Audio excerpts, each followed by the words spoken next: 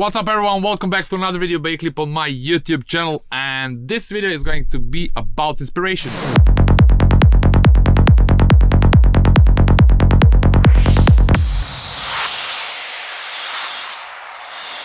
There are the moments when we feel inspired, and there are the moments when we struggle and we cannot connect with the track that we are working on. The first case scenario is when we are inspired, we don't care much, there's nothing else in this world, we don't think about anything else, we just enjoy our creative moment. But when we devoted some time and we decided to spend that time in studio and we don't connect with the track or we don't feel inspired, this is the moment that's pretty painful. So again, I'm gonna repeat myself that everything that I speak in those videos and everything that I talk about is from my personal experience, and my main goal is that I would like to speak about the things that I think were a mistake during my career. So I had some psychological aspects or point of views which I believe were pretty problematic for me, and that were slowing up my development as a producer and an artist and the DJ. So I have an urge to express all of those moments, and that way maybe if you are in a same or similar mood, that you maybe also hear it from somebody who passed through that, and also what are my points of view on that.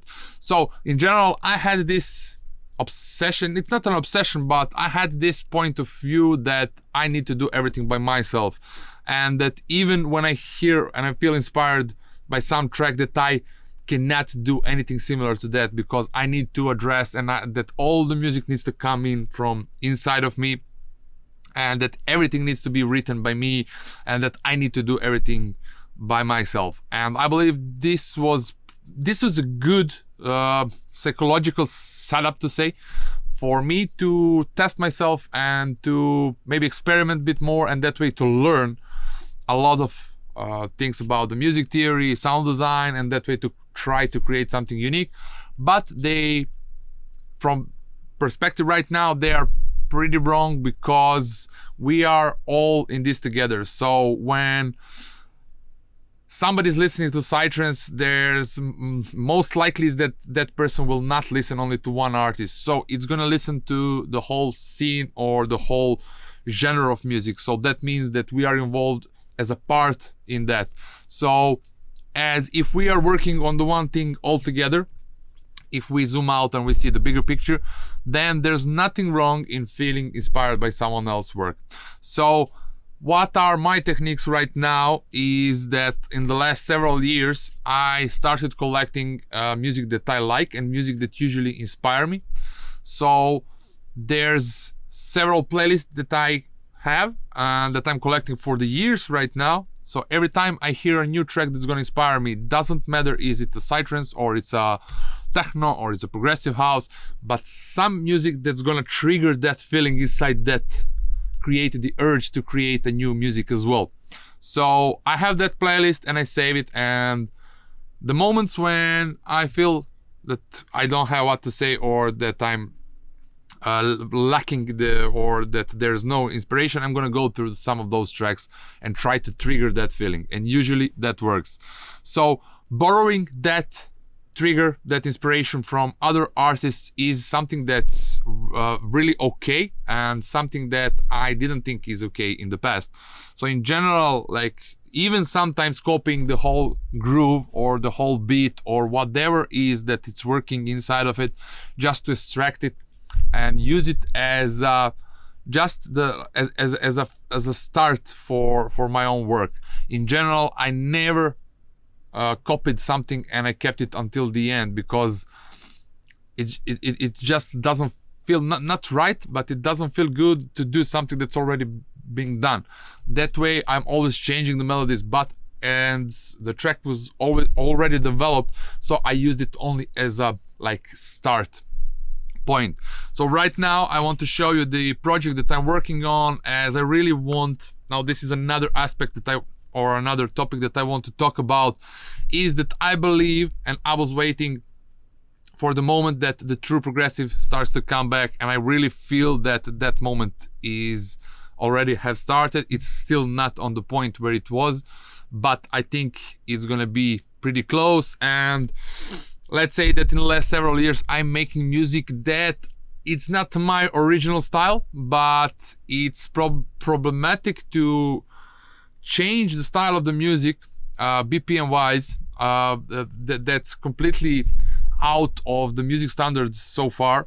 At least this is my point on that. And all producers that I used to work together with are also changing. So from 135, 134, 136 BPMs that we used to work as when we started 2010, all this I call it golden era of the progressive again.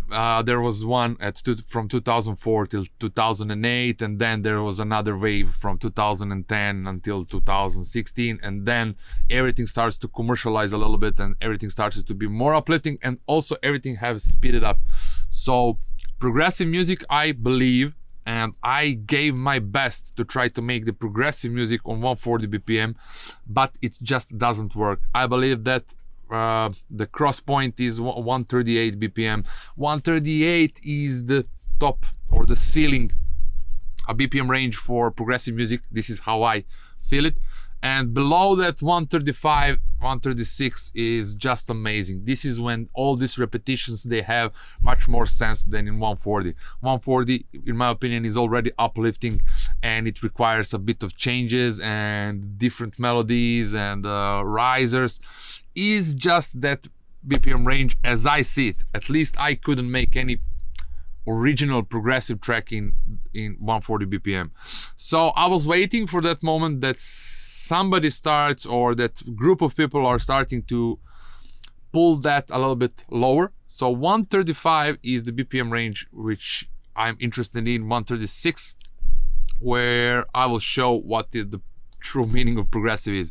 So I already have a lot of tracks that I started already but never finished, because I'm waiting for that moment. One of them, if you don't trust what I say, you can, from my latest album that went for Iona Records, you can find that track on 134 with subliminal codes and Pion. So it's that style of the music which is more atmospheric. There's much more sense in going in repetitive mode. Anyway, so for now, I know it's a square bassline. I know that everyone will say like, yeah, square bassline, but square bassline it's different. When someone says square bassline, the first association to me is loud, and they used to use a lot of these square basslines, and they are progressive. They used to make a progressive music, but it was a bit different. It was a bit different because it's much more experimental, and it's pretty unique in my opinion. So what I want to do, I want to make music that I used to make, but with a different, or maybe more modern production, better sounding, as the sound quality have improved a lot from, let's say, 2010 so far.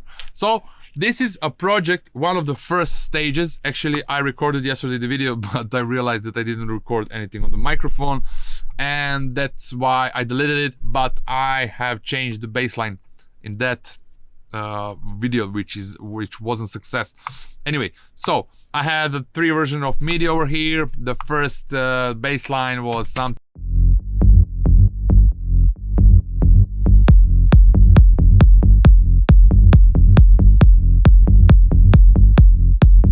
Doesn't sound so bad actually. This is the latest.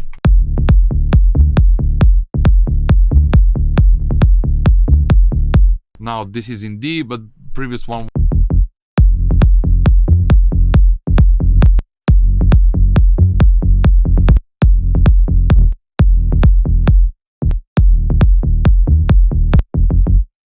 For this type of the bassline, F, which is really unpopular key, but I love it for some reason. And the drums, I started to pack.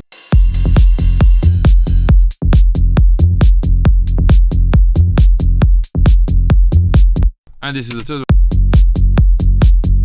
this is regular offbeat.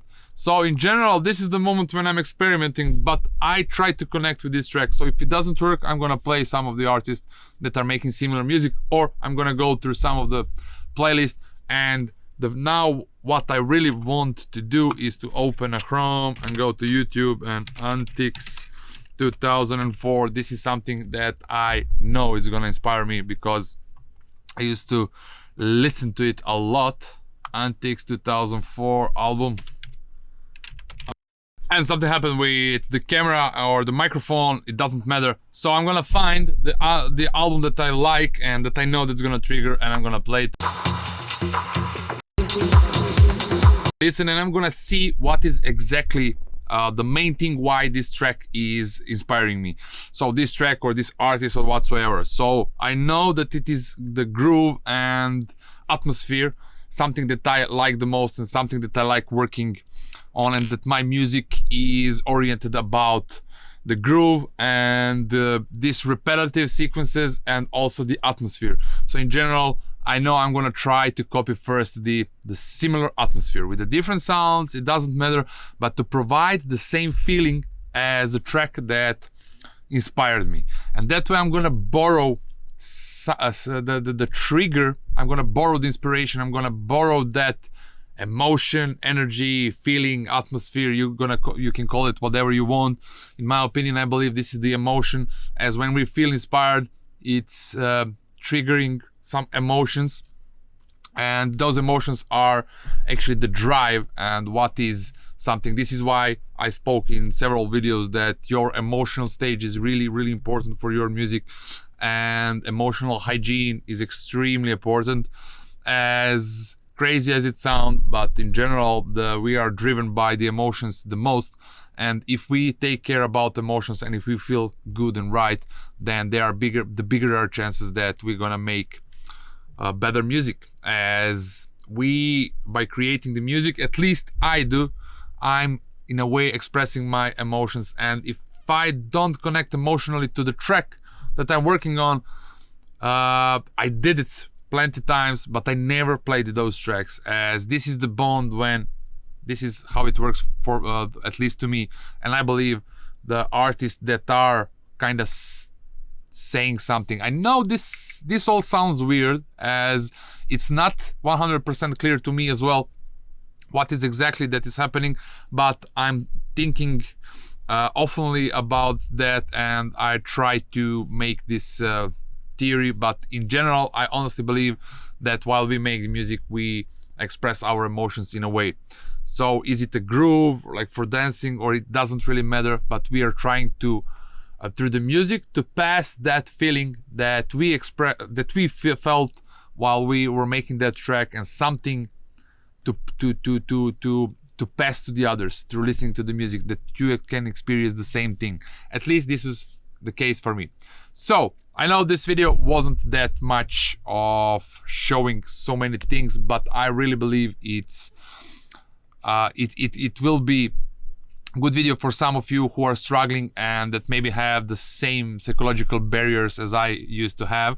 So there's nothing wrong in listening to other people's music and get inspired by that, even if it requires of copying exactly the same thing, as you can use it as a trigger and then you can change that later on. As that way we just borrow that emotion, that trigger, that warmth inside of us, which is necessary for us to create something from our own. Of course, there are plenty of moments when I come in studio and I know exactly, and by some of the processes that are kind of familiar because I'm repeating them too often, like using the hemisphere, using different things, that I create that trigger by myself. This is the best case scenario, but it's not always working like that. As I have said, I want to create something like this. Bassline is terrible for this, but